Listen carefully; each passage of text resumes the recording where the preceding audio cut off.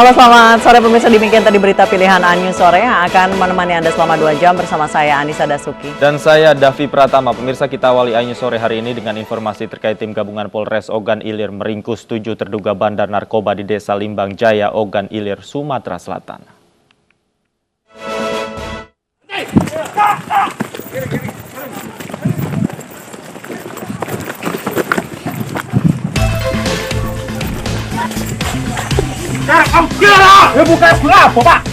Pengguna narkoba ini tak berkutik saat digerebek aparat gabungan Polres Ogan Ilir Jumat kemarin.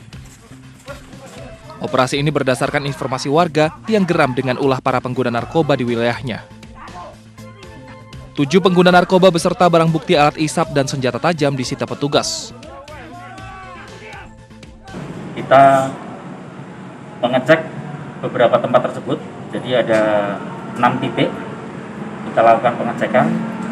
Alhamdulillah kami mengamankan beberapa orang yang kami duga pengguna.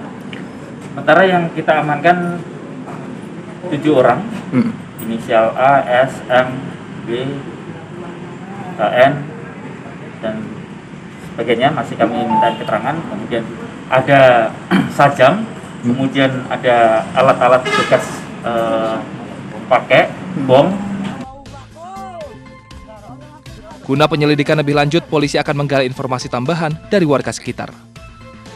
Dari Kabupaten Ogan Ilir, Fitriadi, iNews melaporkan.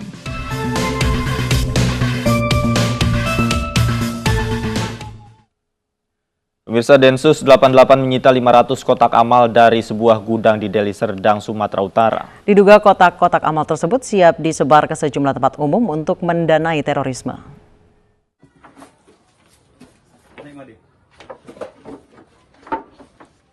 Densus 88 anti teror Mabes Polri menyita 500 kotak amal yang diduga milik teroris dari sebuah gudang di Desa Manunggal, Deli Serdang, Sumatera Utara. Kotak amal ini diduga siap disebar ke sejumlah tempat umum seperti pasar, swalayan, dan rumah makan. Hasil sumbangan warga ke kotak amal ini diduga untuk membiayai kegiatan terorisme. Selain menyita kotak amal, Densus 88 juga menyita barang bukti lain berupa brosur dan stiker bertuliskan Yayasan Amal Islam Ibnu Jauzi yang diduga modus teroris untuk mendapatkan dana dari masyarakat. Termasuk beberapa pakaian bertuliskan nama yayasan yang digunakan untuk menarik ratusan kotak infak yang sudah disebar. Menurut warga, kotak infak ini sudah terlihat di gudang sejak 2 tahun lalu. Operasional gedung dijalankan seorang pria yang tinggal di gudang bersama istri dan 4 anaknya. Pria tersebut kini dalam pengejaran petugas.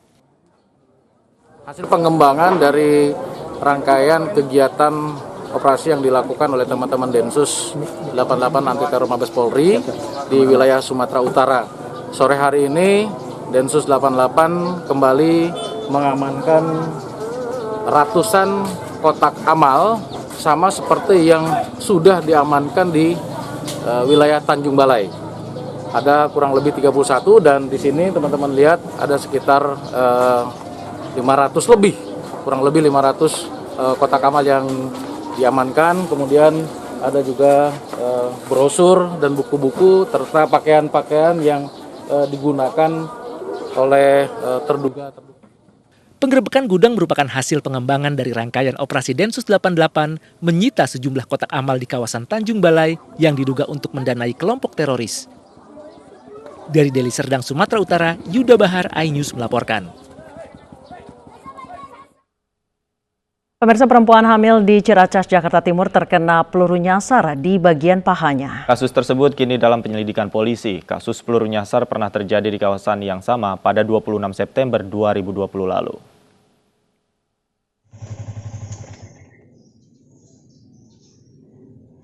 Peluru nyasar kembali menimpa warga di kawasan Ciracas, Jakarta Timur. Korbannya adalah wanita hamil yang merupakan petugas juru pemantau jentik atau jumantik. Diduga korban terkena tembakan saat melaksanakan tugas sebagai jumantik di sebuah gang yang mengakses ke rumah warga. Jejak dugaan penembakan secara acak berupa ceceran darah korban masih terlihat di lokasi. Meski korban diduga menderita luka tembak, namun warga mengaku tidak mendengar suara letusan senjata saat kejadian. Kan waktu saya kan pesan Grab. Jadi pas saya keluar, saya langsung ibu ini dari sini. Dia teriak, dia bilang, "Pak, tolong saya Pak, saya tembak, tolong saya." Dia menangis terus. Oke, saya bingung juga di depan nggak ada kendaraan, sepi ya. Tadi saya nggak yakin ditembak bagaimana, tapi darahnya sudah mencucur itu seperti ini, kayak air itu. Berarti kondisinya memang mengalami pendarahan begitu Pak di sebelah kaki ya Pak? Di paha belakang. Memang kelihatan langsung itu darah tuh kayak mencucur. Kasus peluru nyasar bukan pertama kali terjadi di kawasan ini. Tahun lalu, tepatnya 26 September 2020, seorang lansia Darmin Sitinjak terkena peluru nyasar di bagian perut. Saat polisi menggelar olah TKP, 1 buah proyektil sempat tertinggal di teras rumah korban. Bagaimana Pak? Saya keadaan duduk di teras. Duduk di teras rumah. Rumah minum kopi jam 9. Tahu datanglah tembakan. Kencang banget. Saya kejar. Udah saya kejar nggak ada. Nah, udah perih. Kembali saya ke rumah, saya lihat ada songsongannya. Langsung kebetulan RT di sini ada polisi, mantan polisi. Langsung lapor. Ini nggak bisa didiamkan. 2 kasus penembakan telah meresahkan warga Ciracas. Polisi telah menyelidiki kasus penembakan ini, namun kasus penembakan yang terjadi tahun lalu belum juga terungkap. Dari Jakarta, Rio Manik, iNews melaporkan. Pemirsa, evakuasi korban dan reruntuhan pepohonan akibat banjir bandang dan tanah longsor di Sumedang, Jawa Barat masih berlangsung. Sementara itu, 1 orang tewas akibat peristiwa ini. 8 hektar sawah di Kecamatan Sumedang Selatan, Sumedang, Jawa Barat rusak akibat diterjang longsor dan banjir bandang. Hingga kini proses evakuasi masih berlangsung. Warga mengais barang-barang berharga mereka yang hilang terbawa arus dan tertimpa reruntuhan bangunan. Petugas dan warga membutuhkan bantuan alat berat untuk mengangkut material longsor.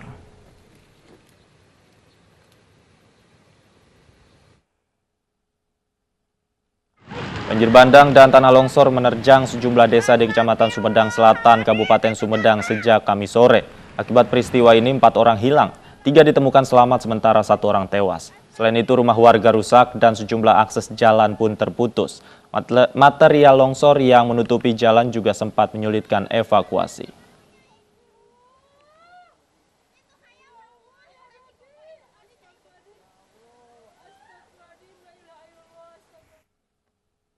Pemirsa, banjir bandang juga menerjang Desa BK, Kecamatan Marawola, Kabupaten Sigi, Sulawesi Tengah. Warga yang panik mencoba menyelamatkan diri dan barang berharga milik mereka. Ada TNI juga di situ, ada Kapolri dan TNI yang lagi membantu juga masyarakat yang ada di sini. Kepanikan warga saat banjir bandang menerjang Dusun 2 dan 3 Desa Marawola, Kabupaten Sigi, Sulawesi Tengah pada Jumat malam terekam kamera amatir warga. Warga berlarian menerjang banjir bercampur lumpur untuk menyelamatkan diri. Sejumlah warga lainnya berjuang menyelamatkan harta benda mereka. Warga juga berusaha mengevakuasi hewan ternak agar tidak terseret banjir. Banjir bandang disebabkan hujan deras yang terjadi sejak Kamis malam dan menyebabkan Sungai BK meluap. Banjir yang disertai lumpur memenuhi jalan dan rumah warga. Warga yang dibantu TNI Polri membersihkan jalanan permukiman yang tertutup lumpur serta sejumlah material yang terbawa banjir bandang. Warga juga membersihkan rumah mereka sambil mencari barang berharga yang masih bisa diselamatkan. 70 rumah terendam banjir dan lebih dari 500 warga terpaksa mengungsi karena khawatir banjir susulan. Warga mengungsi di sejumlah titik pengungsian termasuk di rumah keluarga mereka yang tidak terdampak banjir. Malam itu